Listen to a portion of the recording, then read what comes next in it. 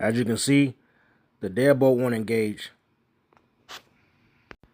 First thing you want to do is remove these two Phillips head screws.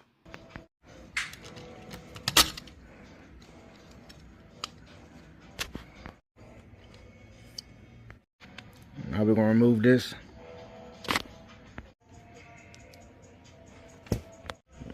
The new one going to have, you see where it say up at. So basically just put it back in. And go ahead and put some longer bolts in.